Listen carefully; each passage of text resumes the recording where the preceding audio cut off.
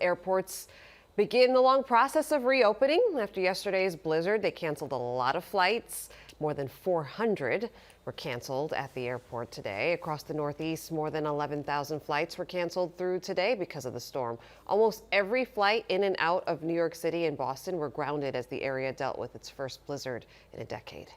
We're trying desperately to get home to the West Coast. I've been trying to get to like Philly or DC, but there's no flights till like Wednesday or Thursday. Well, so far this morning, some 2,000 flights have been canceled at our area airport.